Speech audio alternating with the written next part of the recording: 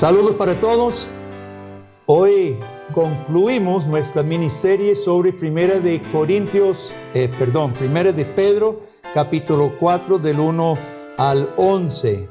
Esta es la iglesia Pacto de Gracia, una iglesia presbiteriana y reformada. Yo soy su pastor, Guillermo Green. Vamos a permitirnos leer los últimos dos versículos 10 y 11. El domingo pasado analizamos versículo 10. Si usted no ha seguido toda la serie, yo creo que ya están subidos, ¿verdad, Max? Están subidos los otros 5. Hoy es el 6º, así que se termina la serie Administradores de la Gracia de Dios.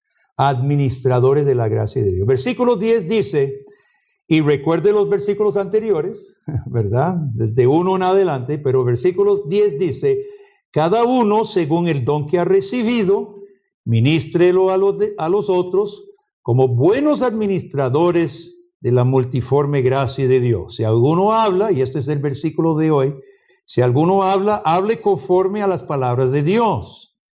Si alguno ministra, ministre conforme al poder que Dios da, para que en todo sea Dios glorificado por Jesucristo, a quien pertenecen la gloria y el imperio por los siglos de los siglos. Amén. Administradores de la multiforme gracia de Dios, dice Pedro en versículo 10, y se explica en el versículo 11 cómo.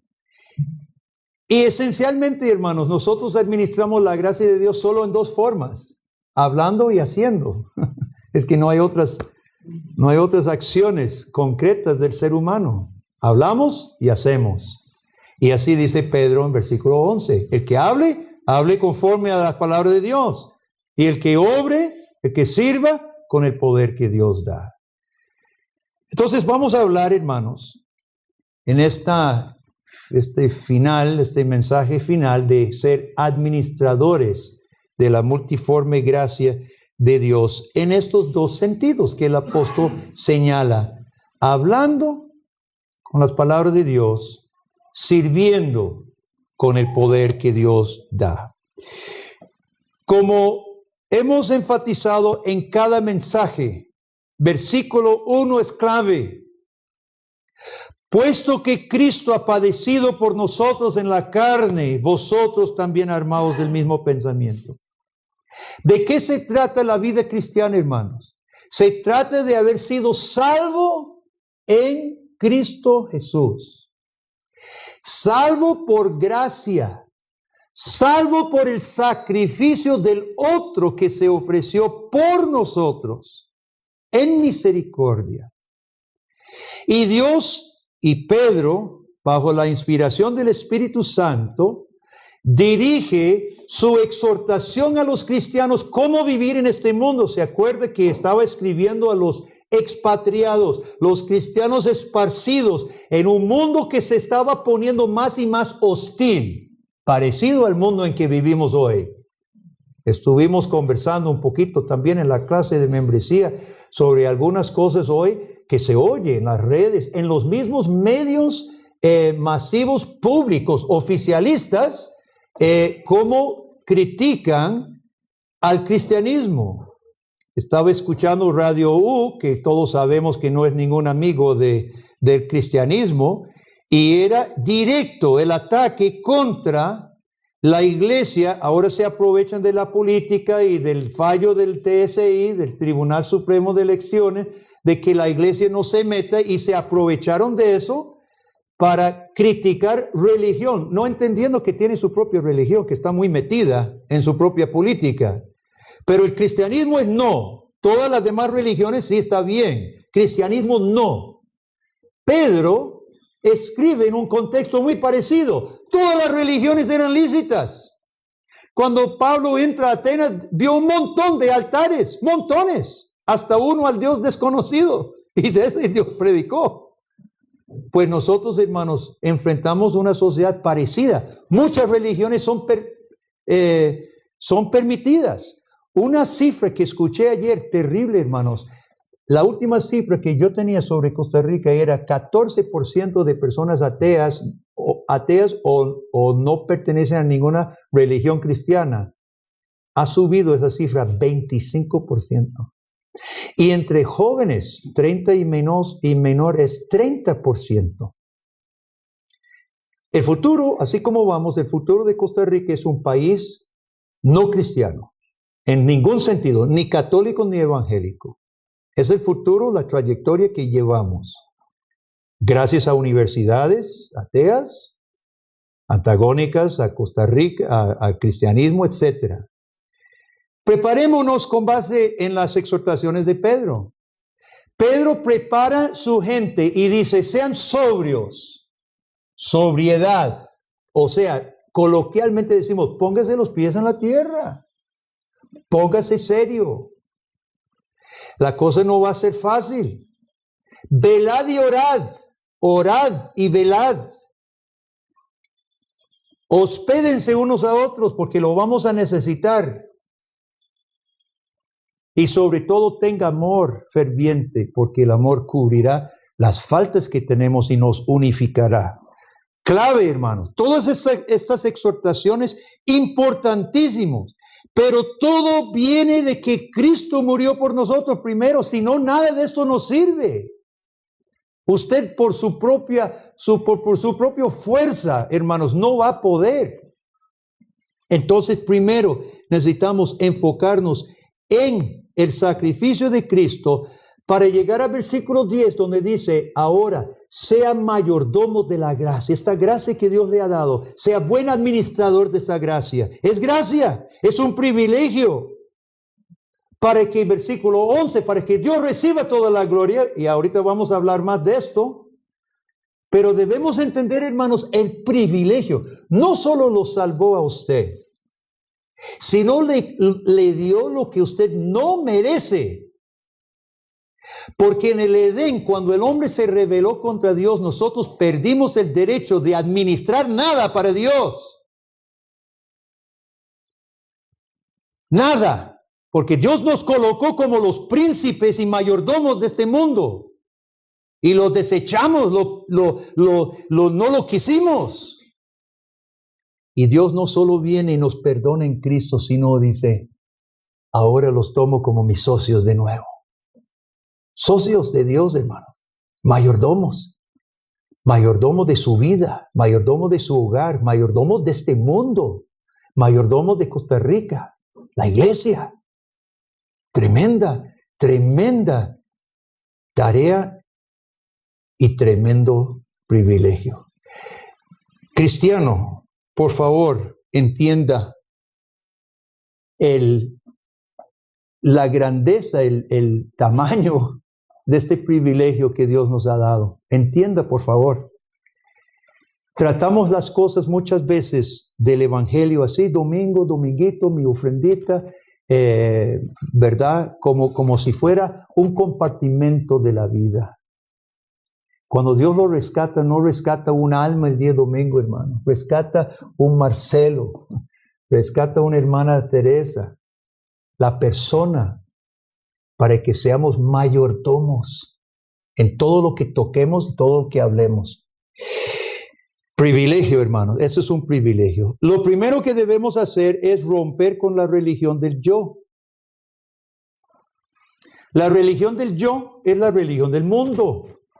Satanás le dijo a Eva, seréis como Dios, harás con lo que tú quieres. Dios hace lo que Él quiere, ¿cierto o no?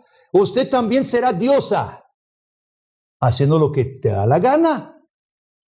La religión del yo es la religión del diablo. Y está metida en la iglesia demasiado lo que acabamos de hablar. Y lo primero para que nosotros seamos administradores de gracia que recibimos sin merecimiento, es romper y destruir la religión del yo. Yo quiero, yo no quiero, yo aquí, yo allá. Lea versículo 11, por favor, la última parte.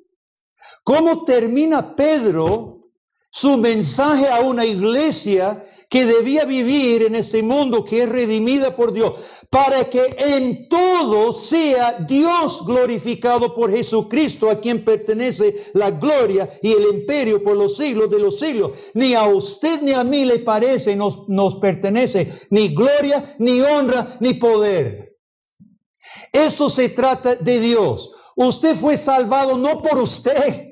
Dice Dios, yo no los salvé porque ustedes fueran gran cosa. Deuteronomio 7, si usted no recuerda. Ustedes eran los más insignificados del mundo.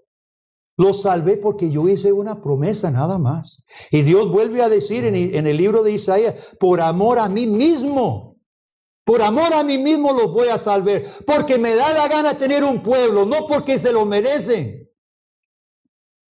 Nada más, hermanos, recordemos, por favor, entremos en razón. Eso se trata de Dios, de su gloria. Rompamos con la religión del yo. Destruyamos aquella religión falsa que está dentro de todo nuestro corazón.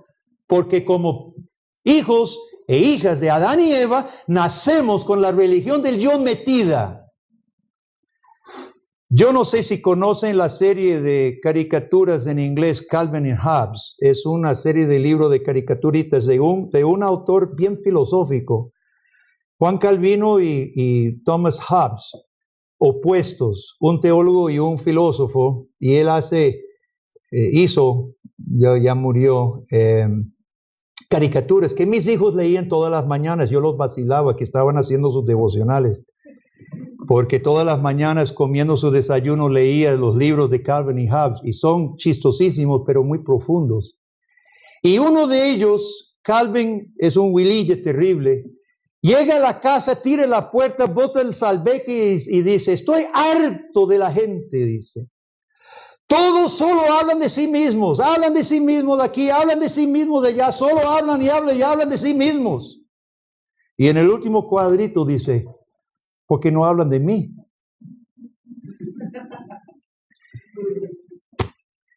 Esto nos pasa. A nadie le gusta un egoísta cuando sea la otra persona, ¿verdad que no? A nadie nos gusta los egoístas. Pero seguimos siendo egocentrados, egocentristas. No nos gusta que el otro lo sea. Pero yo sí lo puedo practicar y que los otros me acepten así. Eso es lo que decía Calvin. Porque no hablan de mí, solo se hablan de sí mismos. Era igual, bien profunda la perspectiva del autor.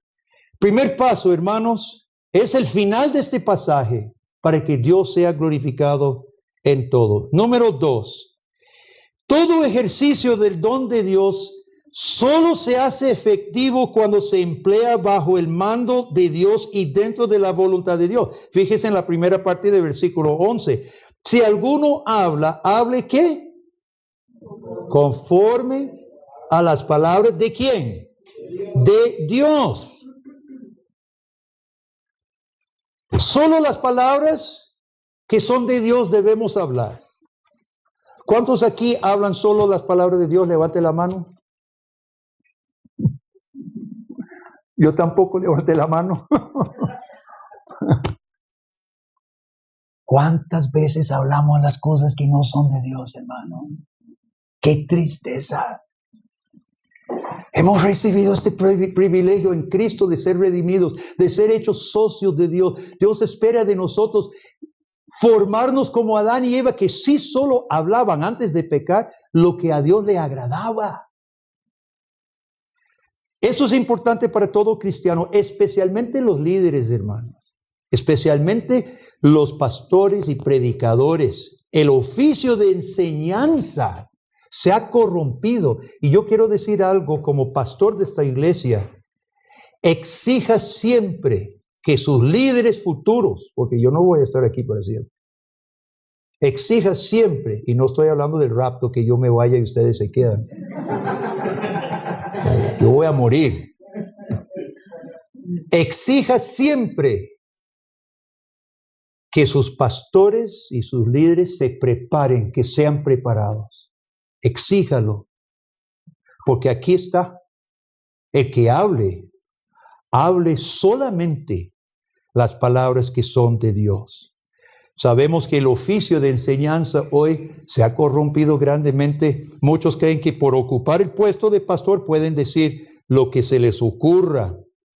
El oficio y el don solo tiene efecto cuando se habla las palabras de Dios. Yo quiero que vean rápidamente conmigo 2 de Timoteo capítulo 1, hermanos, para que entendamos cómo Pedro concuerda con Pablo. Eso lo hemos visto varias veces. Hay teólogos que ponen Pedro contra Pablo y Juan contra todos, pero el apóstol Pedro concuerda 100% con Pablo y lo hemos visto a lo largo de estos mensajes. Segunda de Timoteo, versículo 13, 1:13. Fíjese cómo Pablo le dice a Pedro en cuanto a guardar la palabra de Dios. Retén la forma de las sanas doctrinas. Pablo no dice solamente retenga la sana doctrina, dice la forma, es un molde, hermanos, aquí. Claro, nos atacan a los reformados de ser cuadrados, ¿sí? Aquí está. Tiene una forma la sana doctrina, hermano. Ve el siguiente versículo. Guarda el buen depósito por el Espíritu Santo que mora en nosotros. Pablo estaba dejando el depósito junto con los demás apóstoles. Un depósito es un contenido que usted no puede modificar. Tiene forma y es un depósito. Pablo nunca le dice a Timoteo, procure profetizar, procure tener visiones, procure hablar lenguas. Nunca lo dice. Lo que le dice es que retenga lo que se te ha dado. Y a nosotros también igual, hermano. Por eso Pedro, volviendo a Pedro, capítulo 4, por eso Pedro, el que habla, el don se ha dado a algunos que enseñan. El que habla, cuidado, que usted vaya a hablar palabras que no sean de Dios. Y lo mismo con el que sirve. Antes de proceder a eso, debo decir, hermanos, cuando hablamos las palabras de Dios, no nos debe importar si los hombres las reciben. Estaba leyendo sobre Atanasio. Atanasio es un padre de la iglesia olvidado. Atanasio nace en 296 y muere en 373. La vida de Atanasio recorre el conflicto con Arrio. Él nace en Alejandría, Egipto. Es preparado, es cristiano, de hogar cristiano, justo en la misma ciudad de Arrio. Él sirve bajo el obispo Alejandro. El obispo Alejandro es obispo de la ciudad, tiene un puesto importante en la iglesia central, y Atanasio es su diácono. Como a los 30 años, acompaña a Alejandro al concilio de Nicea. Y tenemos los apuntes de Atanasio. Es el secretario de Alejandro. Y pone cuidado a todo. Y entiende todo. Entiende el debate. Arrio está siendo juzgado. Arrio es presbítero en la misma ciudad de Alejandría. Entonces se puede imaginar. Alejandro muere en 330 y algo, despuesito de Nicea, y la iglesia, por aclamación unánime, pide que Atanasio sea el pastor, y lo instalan y lo ordenan. Pero los arrianos, a pesar de que Nicea condenó el arrianismo, los arrianos eran más.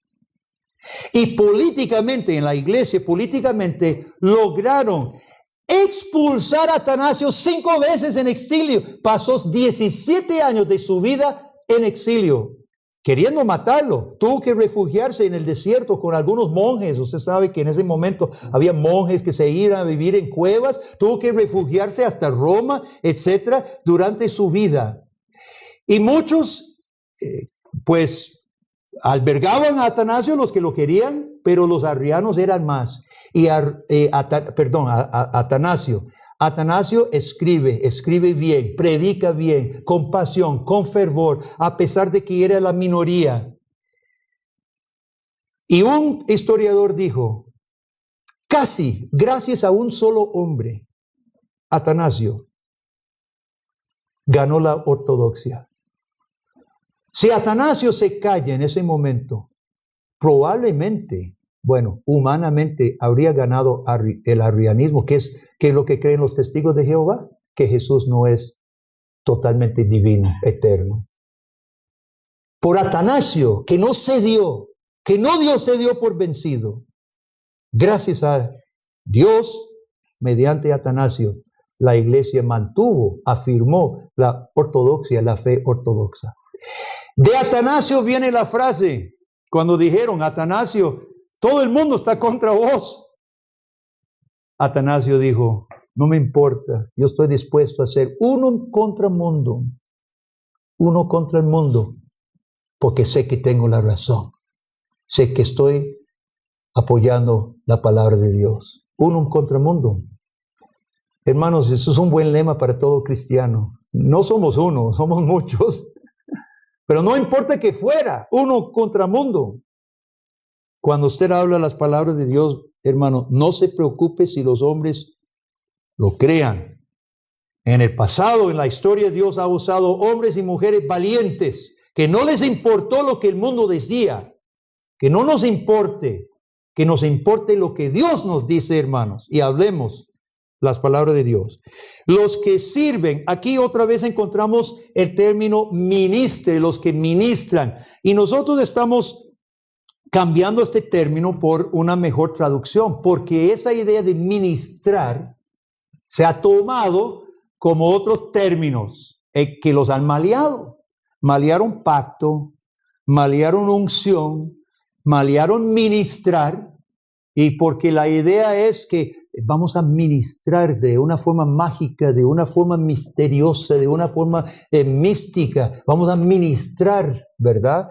Hermano, el término diácono, viene diaconía. El diácono viene de este término, es meramente servir. Entonces podemos decir, el que sirva conforme al poder que Dios nos da. El que habla, hable la palabra de Dios. El que sirva con el poder que Dios da. Dios lo da todo.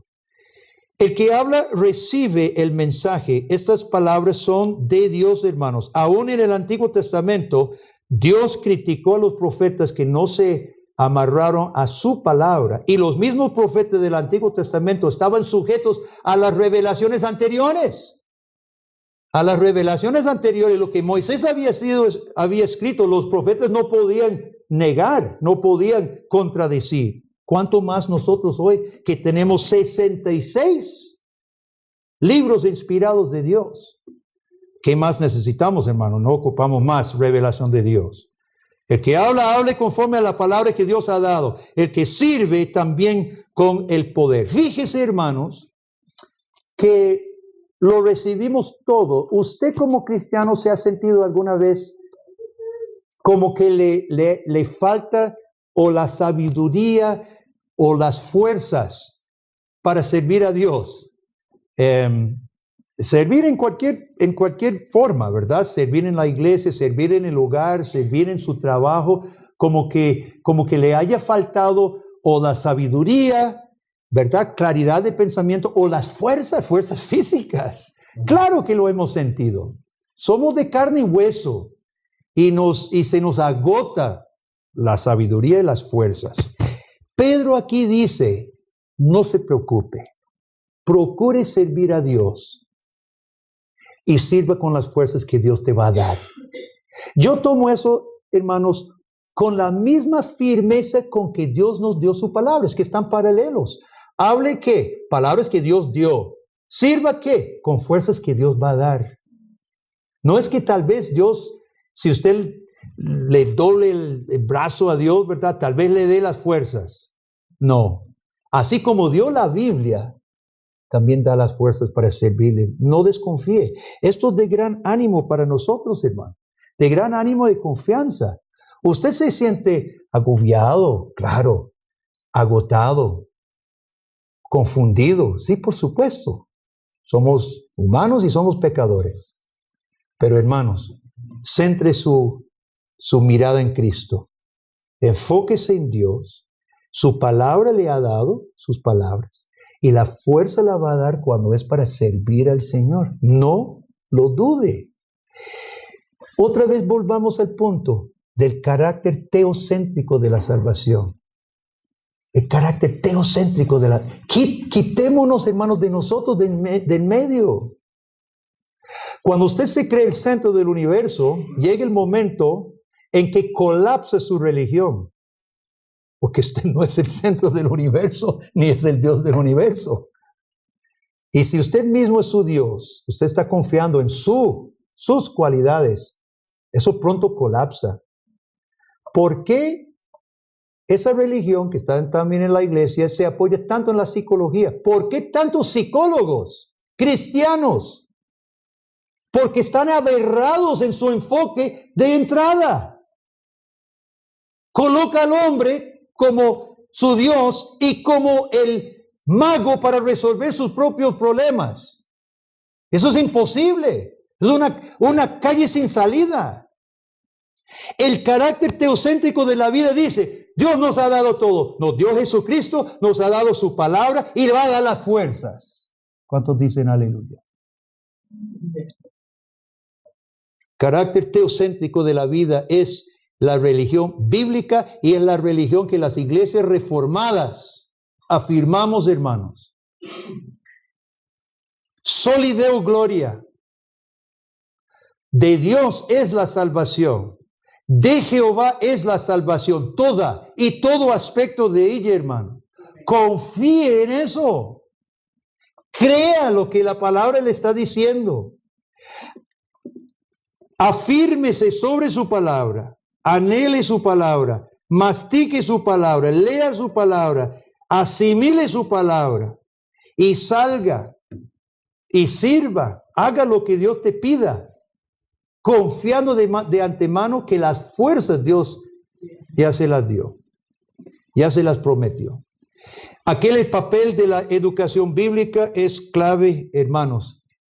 En esta iglesia ustedes bien saben, nuestro concepto de un Dios de pacto que recoge familias es el marco de nuestra vida. En la familia, por favor. Yo sé que muchos están haciendo sus devocionales, están con los chicos y están haciendo súper bien. ¿Puede usted mejorar? ¿Puede usted mejorar? Posiblemente yo creo que todos podemos mejorar. Mejoremos, hermano. Papás con los hijos, estudien la palabra de Dios. No debe pasar un solo día que usted no les esté leyendo las historias de la Biblia o supervisando su propia lectura si son grandes. Aproveche nuestro seminario Farel. Todos nosotros de una forma u otra debemos procurar y preocuparnos por la educación bíblica, porque es el medio principal que Dios nos ha dado para que nosotros crezcamos y sirvamos. Yo sé exactamente cómo está su fe, con base en la medida que usted anhele o no aprender las palabras de Dios y servir con las fuerzas de Dios. Yo puedo saber exactamente cómo está su fe. Pedro termina diciendo, y con esto terminamos nosotros, para que en todo sea Dios glorificado. Para que en todo. Fíjese esa palabrita, en todo. ¿Qué significa? ¿Qué significa en todo? Es imposible definir todo con otra cosa, ¿verdad? Todo es un superlativo. Doña Cinia después nos puede explicar con más tecnicismo qué es un superlativo. Pero en términos laicos, hermano, un superlativo significa lo máximo. No se puede decir más todo que todo. Si usted dice todo, no hay nada más que todo. Es el deseo suyo y mío para que en todo sea Dios glorificado. Vamos a ver, mañana, lunes, se levanta, se alista para ir al trabajo. ¿Estás pensando en ese momento que el lunes y la semana de trabajo, de clases, que Dios sea glorificado en todo lo que vaya a hacer, cada paso, cada palabra, cada pensamiento, cada acción. Pedro termina diciendo, naturalmente, para que en todo Dios sea glorificado. Esto debe ser, hermanos, el aire que respira el cristiano. El aire que respira en todo momento para que Dios sea glorificado. Matrimonios en la casa, se nos olvida cada rato. Decimos y hacemos cosas que no glorifican a Dios en Cristo, a quien pertenece el imperio y la honra, para que en todo, no solo en culto, en todo. Y todo es todo. Yo no puedo decir más, yo no sé cómo más explicar lo que Pedro está diciendo. Es decir, para que en todo sea glorificado. Entonces, hermanos, yo sé que en nuestra iglesia tenemos un buen sentir de este pasaje. En nuestra congregación, yo como pastor, como parte del cuerpo de ancianos, yo me siento muy bien. Nosotros no sentimos que la gente ande buscando figurar. Gracias a Dios, no sentimos que hayan esas cosas de mezquindad, de intereses mezquinos, ¿verdad? Yo creo que todos nosotros estamos sirviendo sanamente. Yo siento eso. Sirviendo al Señor, sirviendo a nuestro prójimo, gracias a Dios, ¿verdad? Y qué bonito, y muchos lo han comentado en sus evaluaciones de fin de año, gracias por ellas, los que nos entregaron sus evaluaciones, ¿verdad? Muchos agradecieron a Dios por nuestra congregación. Pero no nos quedemos así, hermanos, no nos demos la palmadita, que no estamos tan mal como otros. Vamos a imaginar una iglesia, voy a utilizar el término obsesionada. Obsesiones por ciertas cosas no son buenas, ¿verdad? Pero usted sabe que hay una obsesión buena por la gloria de Dios.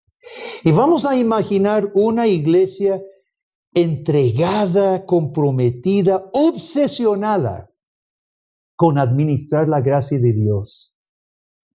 Obsesionada con administrar sus dones según la multiforme gracia de Dios. Hermanos, obsesionados con llegar, sabe que Dios le ha dado gracia en Cristo, lo ha redimido, lo ha hecho socio en mayordomo y llega y dice, ¿a quién puedo servir? ¿Se imagina una iglesia, hermano, inquieta? Todos los hermanos preguntándose, ¿en qué te puedo servir, pastor? ¿En qué puedo servir? ¿Necesita algún apoyo? Una iglesia toda obsesionada con emplear sus dones. Imaginemos esa iglesia, hermano. Porque esa es la iglesia que está en la mente de Dios. Imaginemos una iglesia comprometida con hablar las palabras de Dios. Una iglesia toda que esté tan sólida en su conocimiento bíblico que nadie puede revolver. Los hijos que se crían en este seno van afuera del mundo y le dicen tonteras y saben contestar. Ah, no, mi hermano, la palabra de Dios dice tal y tal y tal. Imagínense, hermano. ¡Qué lindo! ¡Qué lindo! Imaginemos esa iglesia porque es la iglesia que está en la mente de Dios. Imaginemos una iglesia que sirve con el poder de Dios. Nosotros no somos gran cosa, hermano. Yo estoy operado de las 2 caderas, me duelen otras coyunturas, estoy viejo y olvidadizo, canoso, calvo. Y algunos me siguen atrás, o otros van adelante. Nosotros no somos gran cosa en nosotros mismos. Pero sabe, hermanos, cuando nosotros nos ponemos a servir al Señor, Dios va a dar las fuerzas. Dios va a dar las fuerzas a hacer muchísimo más de lo que haríamos en nuestras propias fuerzas humanas. Imaginemos esa iglesia, hermano, centrada, enfocada, comprometida, embarcándose, sirviendo con las fuerzas que Dios nos da. ¿Y con qué finalidad? Para que en todo Dios recibe por medio de Cristo toda la gloria y la honra y el imperio. Amén. Oremos. Señor, gracias por este pasaje en Pedro que nosotros hemos podido analizar y que tú inspiraste por el Espíritu Santo y escribiste mediante la mano de Pedro, nuestro apóstol. Nos has dado tu Hijo Jesucristo, nos has dado tu multiforme gracia, nos has hecho socios tuyos para que nosotros administremos este gran privilegio. Oh Dios, ponga en el corazón de cada uno de nosotros este fervor. Ponga este compromiso, esta obsesión de que esta congregación, Padre, así como somos, tú nos conoces mejor que nosotros, gente normal, una iglesia pequeña, para que nosotros, oh Padre, seamos esa iglesia que tú has predestinado en Cristo, esa iglesia que tú has diseñado, esa iglesia que tú quieres que nosotros seamos, hablando las palabras de Dios y sirviendo con la fuerza que tú das. Padre, ayúdanos. Queremos serlo, queremos hacerlo en Cristo, solo para que tú recibas en todo la gloria por Cristo, a quien sea la honra y el imperio para todos los siglos. Amén y amén.